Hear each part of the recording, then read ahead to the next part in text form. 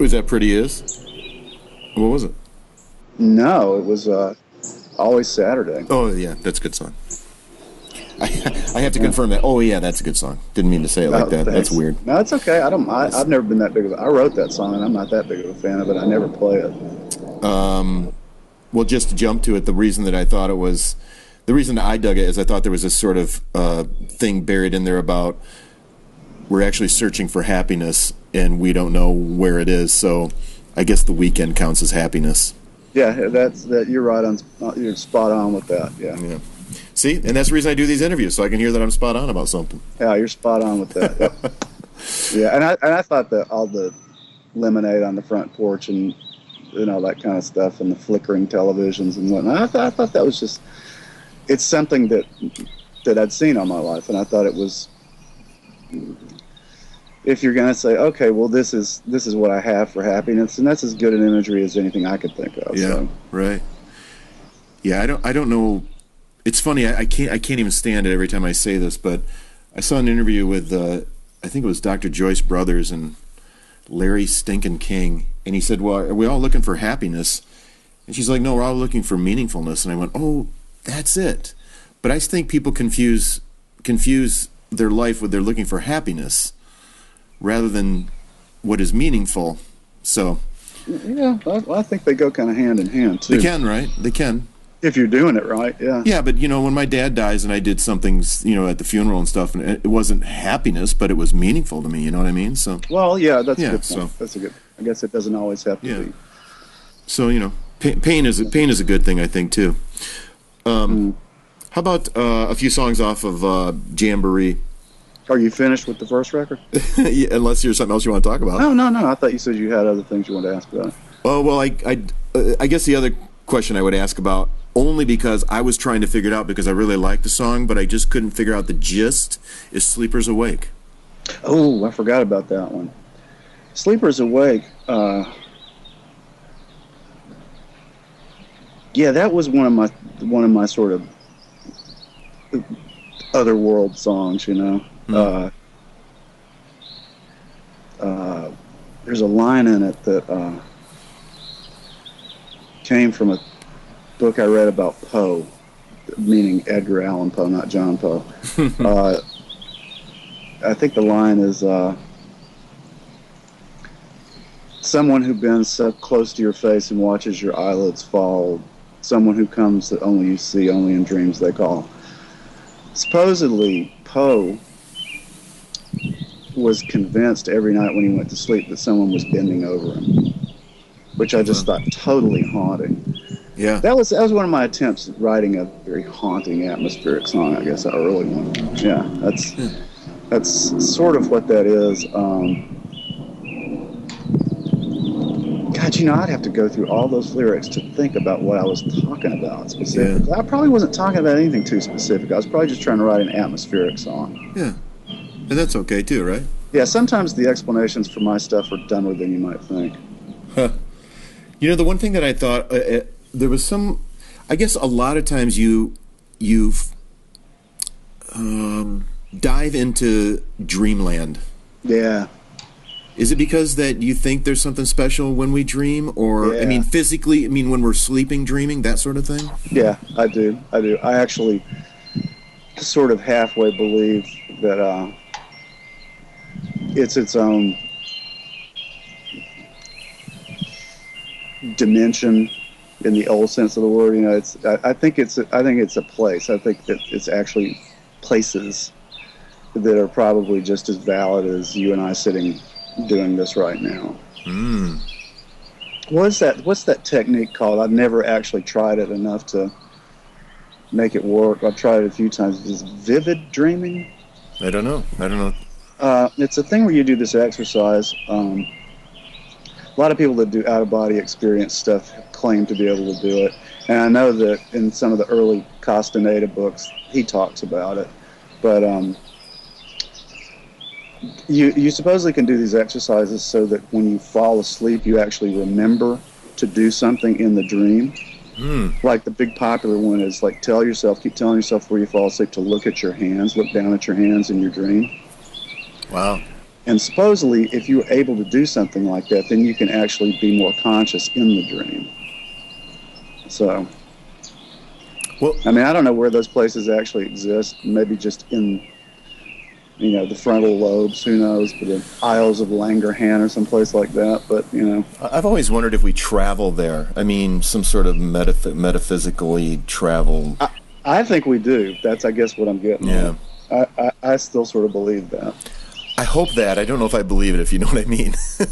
Well, maybe that's a better way to put it. I sort of have a half belief in a lot of unusual things like that. You know what I think is funny when you say half belief? Because I think I've said that many times. Like, I half believe that. And I'm like going, as you say that, I'm going like, what does that mean? It's like, it is that sort of fence that we ride, isn't it? Of things that's like, this could be possible, but I'm just not sure, Well, I guess what I mean is that, like, if I was going to have a conversation with somebody, it's not a thing I would defend. Oh. It's not a belief I would defend. Yeah, okay. I would just sort of say, yeah, I think that's kind of interesting. Maybe I believe that. Yeah. Let it go. Yeah. Most people don't want to hear that stuff. And generally, if you meet somebody that does want to talk a whole lot about things like that, you don't want to hang out with them too much. Well, they catch your attention, right? And then all of a sudden, you're about 5 minutes into the conversation, going, "I wish I hadn't." Yeah, because invariably you're going to go to conspiracy theory land, and you don't want to go there. And then we're having meetings on Wednesday nights. If you can come on, right? Right. You're not the Illuminati. You're not fooling me. I'm not coming to your meeting. Exactly. Dude, I love the song "Lonely Street" off of Jamboree. I guess maybe because we all are sort of. I think what I found in everybody is somehow we all feel like an outcast at some time or another. But but the realization, I guess, in my interpretation, was that we're just fragile human beings. That's probably pretty fair. That's Jeff's song. Is it? Yeah. Jeff wrote that one from. I don't think I wrote a note of that song. If I did, I can't remember what it was. Yeah. But yeah, Jeff used to write a lot about isolation like that, and I think that's the base of that song. Yeah, I think that's a really good song that didn't get nearly as much attention as some of the other stuff. Right. It didn't get as much attention as it deserved in the canon of Guadalcanal Diary releases, even though it was a single. I'll tell you a funny story about that. When we cut that song and they decided they wanted it to be the lead single off that album, that's on the second album, right? Yep, Jamboree. Mm-hmm. Yeah. It was video time, and they were like, okay, so we've got a few directors that we want you to work with, and blah, blah, blah. And so I said, well, by this time we were used to it, so they were like, well, let's see some script stuff, so tell them to send us some ideas. So they did. And this was whatever it was, 1984. And, I don't know where they came up with this stuff, but like a couple of these people sent us things like, high desert chaparral at sunset. We close in on the band who come riding up from the distance on horseback. We're just like, oh, please, you have got to be kidding me. You have got to be kidding me. So I wrote back and I said, or I talked to the record label and I said, the only way that we're going to do a thing like that is that if they continue to close in the shot till it's on my horse's mouth and my horse sings the song, like Mr. Ed. We're not doing this any way but that. And then what we did was we conned them into giving us the video budget. we got a crew in Athens, Georgia, to we decided we were going to do the whole thing animated, and that all of us were going to be different tools, but with clothing on. So, I mean, they built the set, they built the miniature set, and I think I was a pair of channel locks, and Rhett was a pair of wire cutters. I can't remember what Jeff and John were. They had little clothes made for us and stuff like that, so they were doing all, and it was not stop animation. It was, we were puppets is what they were, but they were really tools. Yeah.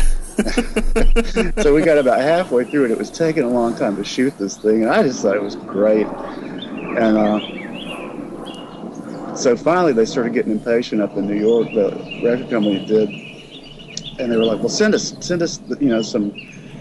some rough cuts of it. So we finally did, and the president of the label told them to tell us from him, quote, Tell them to take their fucking Sears, their fucking tools back to Sears. So we never got to finish it, which is a shame because it would have looked great on MTV if they had played it. You know? You guys, too much drinking and drugging at the time. No, not at all. No, we weren't like that. It's just, you know, we just like to have fun, and plus the stuff that they would think that you should do. I mean, there was this whole, you know, this was right about when people started using the term cowpunk. Okay. And so we were getting lumped into that, just like we got lumped into every other passing tag that came by in those days. And you know, so I guess we got the we got the horse video thing because it's like, oh well, these guys are cowpunk. Let's put them on horses. God, couldn't be more inappropriate. Well, you got them back by going by having yourself be tools, I guess, right? Yeah, the tools was great. That's the thing you ought to release online. Just the rough cuts of that kind of stuff. I think that'd be hilarious. If I knew where it was, I haven't seen it since we walked out of that video studio. Oh, really? I don't even know who's got it. Yeah. Probably Elektra, and they probably threw it away a long time ago. Really? So you wrote a song. I think you wrote a song anyway. Now that I find out Jeff wrote a few songs. Mm-hmm. Jeff wrote a bunch of songs. Who wrote Michael Rockefeller? I did. That was pretty. That's an interesting subject matter, and obviously the way that you could we all be Michael Rockefeller? Oh yeah, and would you want to? Yeah, right. Yeah, it's interesting. Did you read that article? It came out about a year and a half ago that somebody had written a new book about him. I think it was on Slate is where I saw it online, where they pretty much figured out conclusively what happened to him. And yes, he was killed and eaten by cannibals, apparently. Very sad. But I'm sorry, what's the question about that? Why'd you write it, really? I mean, that's a pretty specific subject matter, right? It is, but, you know, a lot of times back in those days, what I would do is something that I was reading. I read a lot, and something I was reading. Remember those books that came out in the 80s called wasn't the People's Almanac, but it was I guess it was the People's Almanac. It was Irving Wallace and his son and daughter did these really great thick books that were just full of all these interesting stories and facts and stuff like that. It's kind of what the internet turned into, but without the porn. And there was a great piece in there about Michael Rockefeller, and I didn't really know anything about him at that point. And so I read it over and over and over again. And you pretty much put your finger on it. That's kind of what I was doing, is using him and his foray into New Guinea as a metaphor for, you know, trying to assimilate in a culture you don't belong in, or trying to force something on a group of people that don't want it. You know how we're still like flying into these remote places on helicopters and taking pictures of, you know, Aboriginal people that don't want to be bothered, and we don't have any business doing that. That was kind of where I was going with that one. You know, one of the things that screwed him up was apparently he bought a whole bunch of steel hatchets to take with him to trade. And the people he was dealing with were so primitive, they'd never seen steel before, much less a hatchet. Right. And that kind of got them sideways with him, apparently. So, but yeah, is that enough explanation for that one? Okay. Well, just on that subject matter, I think one of these churches I went to a long time ago, we the congregation sponsored missionaries, and I'd always sit there and go, why? Why do we, in essence, fly in and try to jam Jesus down these people's throat? And why indeed? And it's still, I mean, maybe it's the exact same scenario, right? I mean, except for he wasn't a Christian missionary. He was an anthropologist, right. And so I mean, he really didn't even have anything as noble as, you know, trying to bring a new faith to them. He was just there. Yeah, right. You know, Watusi Rodeo is kind of about the same thing. Really? As silly as the song is, it's kind of about that same thing. What are these cowboys doing in the Congo? Yeah. I mean, I understand curiosity, but I also respect space, for lack of a better word, right? Yeah, yeah. You know? Well, I mean, we've got no reason to westernize people like that, you know? I mean, why? Yeah, we've done so hot with it ourselves. Yeah, right. Well, sometimes when I watch, whether, on whatever channel I'm flipping through and I see something, I kind of go, I'm a curious guy, and I would look at this steel hatchet and I'd go, what is that? But there's also the part of me that just wants to live off the grid like they've been living off the grid. Mm-hmm. And when somebody from the grid comes down there and brings some grid with them, you go, get the hell out of here. Why? Right. Why do you think that's better? Yeah. What am I doing wrong? And if we could go in, because I think I would go in and say, here, I have the steel hatchet. Look what I do with it. Rather than, it's not better, it's just, this is what we've done with it, Yeah. And then they go, oh, that's cool. That'll be really good for cutting up meat. Right. What was the movie, All the gods have gone crazy? Gods must be crazy. Gods must be crazy, when the Coke bottle falls from the sky. It's sort of like, I don't know. I remember that first one. Yeah, they did two of them. The first one I remember being really good, and the second one I remember being awful. Yeah, I never saw the second one. Don't. Thank you. I don't even know if the first one would hold up. It's been so long since I saw it, but I remember really enjoying it when I saw it. Yeah, yeah. How about Fear of God off of Jamboree? About feeling small, maybe? As you recollect it? Yeah, that's pretty much it. Yeah, it's let me think of the lyrics. Another song, that whole damn. I heard Jeff say this one time, and I think he's right. People were trying to ask us what each album was about, as though they were concept albums, and he said, "Well, if any of them are about anything, Jamboree's about isolation." I think that song. Yeah, a lot of those songs are really dark, now I think back about them. That one sure is. Yeah, In My Room Is Waiting, One Human Form, Feel No Sad Emotion, Nothing to Return. It's coming in a dream, one I've had before, wraps me in white linen and slowly shuts the door. Yeah. Yeah. Yeesh. I think Jeff might have written that line. that dark SOB. I'm telling you. And he's got a very cheery disposition. Well, here's the song that it's the last song on it. Cattle Prod. I still play that. Do you? I play that when I do acoustic shows. Yeah, I just did a couple weeks ago. Yeah, I'm the one to blame fully for that one. That came about. I think it's hilarious as well as it is. There's this darkness, right? It's creepy when I listen to it. When I play it, it's just like, wow, I can't believe I wrote this song. Somebody asked me in an interview recently, if they asked me all these probing questions, and they were via email. So I really had time to sit there and go, wow, okay, I'm going to answer this best I can. So I ended up writing a novella back to the guy, but he kept going, let's talk about past Murray and current Murray. I'm like, wow, let's don't. Don't. He said, would current Murray write Cattle Prod? And I thought, probably not. Just because it's so perverse in so many ways to me. But that song came about, we were on tour, we were traveling across, I think it's actually West Texas, where there are all these cattle ranches, and there's just like hundreds of miles of cattle ranches, and it's on. Somebody I was talking to recently actually knew where the stretch of I-10 was going west, and I was like, yeah, that's it. And miles and miles and miles and miles of all these cattle penned up, and they're right by the highway. You see them, it's just.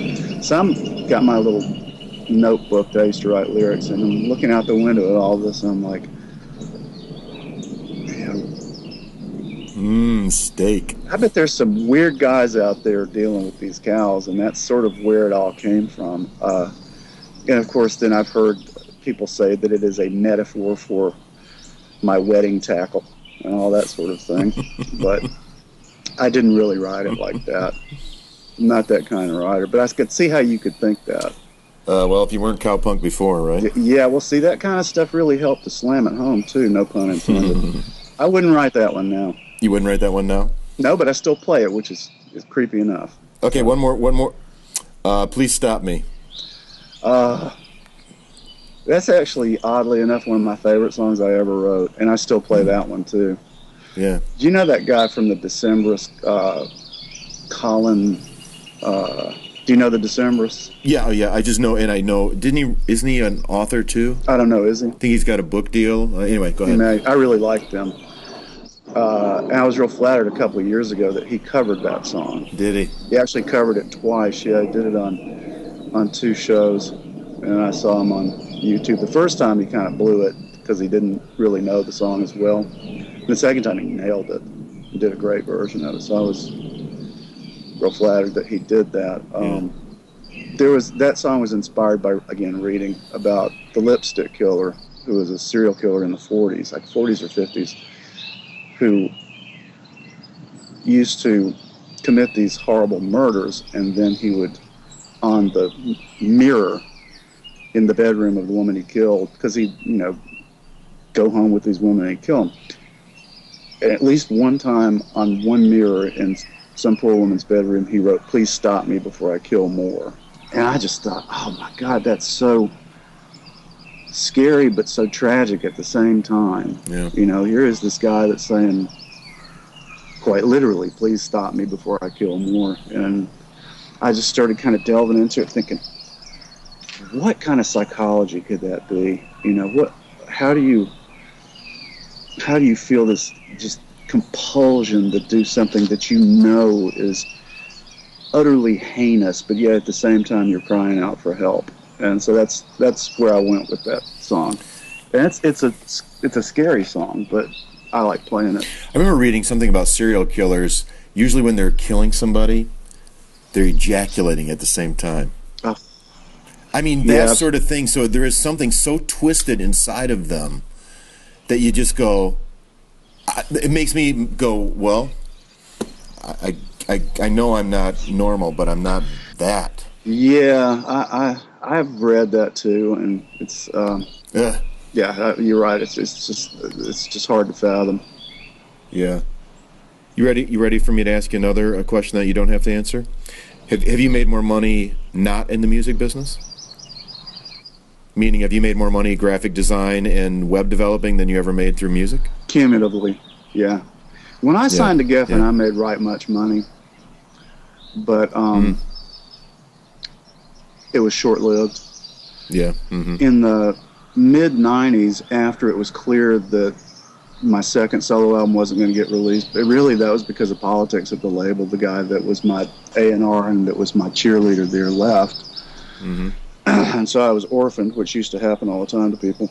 And sure, if you're not somebody with staggering record sales, then you likely is not. I mean, I was surprised they didn't just drop me, but they didn't drop me. They funded the next record, but they didn't want to put it out.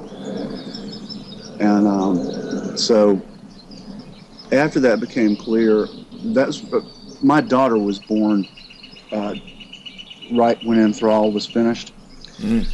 And so by the time I had finished that second set of sessions for the second record, I'd kind of gotten disgruntled with everything, and I wanted to be home and, help raise my daughter and, be a real parent. I didn't want to be on tour all the time and stuff like that. So I basically went to my manager and said, get me out of this. Just get me out of it. And I had already I had done some album covers before that as, a burgeoning graphic designer. So I got into that.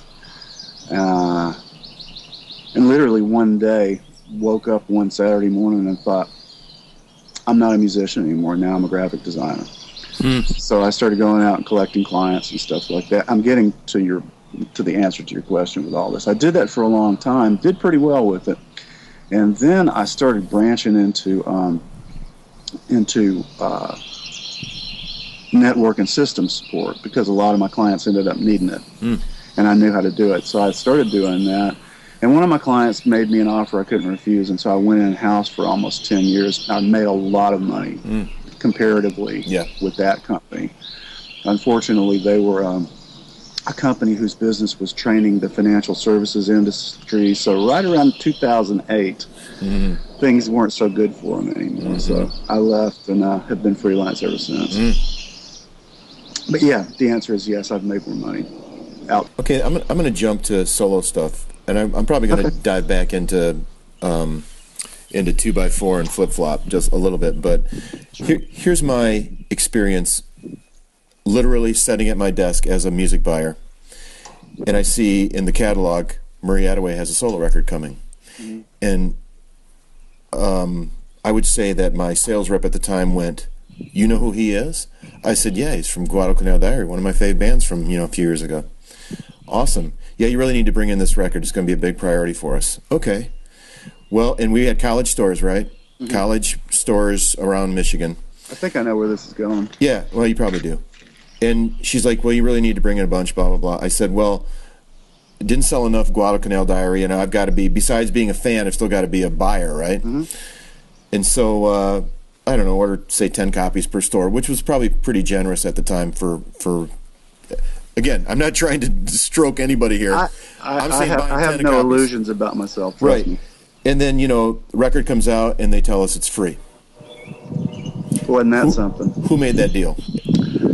The PR people, marketing people. So they came to you and manager and said, "We've got something that we've never done before. And by the way, as far as I know, they didn't do it. They haven't done it since. Yeah. Solicit a record as if it were coming out normally. And then once you get it, by the way, it's free." Yeah. They didn't talk to me about that beforehand. Really? Or my manager. What happened is I was actually on a promo tour for the release of that record, and by promo tour, this one I just mean I was flying from radio station to radio station across the U.S. Yep. And these two guys met me that were from the Geffen marketing department. I think we met up in New York at something or other, and they were both like, they wanted to go out to dinner, and they were both acting real strange, like, real itchy. And I'm like, "What's up with y'all?" And they said, "Well, we've got something we want to tell you." And I'm like, "Well, then tell it to me. What is it?" And they said, "Well, as far as your record," and they told me this. And I'm just like, "So you gave it away?" And they said, "Yeah, we'd never tried anything like that before." And I said, "How's that working out for you?" And they said, "Well, 50,000 shipped on the first day." And I'm like, "Well, that's pretty good." It didn't really affect me monetarily. I mean, they still had to pay me for it, but yeah, it didn't do what they wanted it to do. Clearly, I mean, the record got some respectable airplay, but that was because people already knew me from Guadalcanal Diary. It wasn't because of any marketing efforts on the label's part. And so, as far as sales go, I mean, I don't know what the final sales of that record was. I don't recall ever seeing an accounting for it. I guess I could call my old manager and ask him, but I don't know. I know that they fell on their face when they did it. Those guys probably got fired for that. I don't know. Well, but Geffen, in those days, Geffen had an awful lot of money, so they could afford to do things like that, And at the end of the day, it wasn't that many records that they gave away. 50,000. Well, it's just an interesting thing, because if they would have said to me in the buyer's office, "We're only going to charge you $1 for it," I would have said, then let's really start obviously it's a big priority for you, right? I mean, list price is still the same, but you're going to allow us to make more profit. And right. But I just found it, because they told us whatever Wednesday. I said, "Well, can we still buy it for? Can we still buy?" "No, now the price is whatever it was, at the time, $10.60 or whatever." Yeah. And I just found. I said, "Well, then what's the point?" I mean, I couldn't figure. I mean, I thought it was an interesting idea. I mean, I love creative ideas, but I just thought, sure, what's the point here? Because if you really want a bunch of his product on an end cap, again, sell it to me for $1, and all of a sudden we're willing to step out, instead of having, $300 worth of cost there. We have $30 worth of cost there, and now you got a whole end cap full of Murray Attaway from Guadalcanal Diaries back, blah, or whatever you say, right? You know, so right. So I just wonder where that decision came from, and I'm a little off-put because it wasn't a little more thought out than that, and they had to tell you kind of on the sly after they did it, and I'm like, which is exactly what they did. They didn't tell me, didn't tell my management. Yeah, and it's so weird. It was very weird, but it was just cockamamie enough that I thought, yeah, right. Work. And they paid attention to it enough to want to do something different. So all of a sudden, everybody did take note, right? But still, now I want to buy more, and I can't because now, or I can't. I just won't until the other products sold through. So right, sure. You know. Yeah, they did some crazy stuff. See, the thing about it, my A&R guy was like very powerful at that label at the time. And so he basically told everybody, okay, because he'd been they tried to sign Guadalcanal and we wouldn't sign with him. So he kept up with me over the years. And he said, when and if you go solo, you better sign with Geffen. I'll make your life miserable if you don't sign with Geffen. And when I decided to go solo, I did get other offers, but he showed up and he was like, so? And I said, okay, so you got to make me a deal. I want to sign with you, but you got to make me a deal that is at least comparable to what everybody else has given me. And he was like, oh, it's going to be a better deal. And it was, financially. But well, you're in the wake of Nirvana then, right? Yeah, by then I was. So Geffen was. Yeah. Well, we all were, though. Yeah, right, yeah. And, actually, everybody was. That's right. But he literally went to everybody in that company and said, when this record is released, make it pop. Make it happen. And so that's probably why they took the license to do something like that. Because everybody's running around going, oh, Zutot's going to like have our asses if we don't do something really creative and really, really good with this. That just the whole making of that record was so alien to me because even though I think it's got some good stuff on it, I like the record. I'm used to going in and making a record with a band and somebody like Don Dixon, inside a couple of months. That record took something like 8 months to do, and it cost 10 times more than any record I've ever made. And it was just because I was doing it in L.A. and things were done differently, Did you feel like a rock star then? They tried their best to make me feel like one. But, no, I'd already made enough records to know you don't fall for that shit, You really don't. I mean, the closest I got to falling for it was I was enjoying living in Westwood for free and having everything paid for. That was nice. What year is this, basically? 1992. Yeah. That was what I was doing there, was working on that record, yeah. Yeah, so, I had a lot of nice perks from it and stuff like that. Oh, I got to train with an opera coach, which I asked them if I could do, and they were like, well, we usually really want lead singers to do that, but you don't need to. Now, don't think we're trying to tell you that you ought to do it. I'm like, I asked you. Yeah, right. You guys are going to pay for it, right? Yeah, I want to do it. And they're like, wow, we've never had anybody ask to do it before. I'm like, just set me up. So, were you a better singer because of it? Yeah. And are you a better singer because of that training? Yeah. It taught me a lot of stuff about breath control that I didn't know. I always wonder about breath control as an interviewer when I'm an hour and 15 minutes in, by the way. So again, here I am trying to respect your time by yapping. It's all right.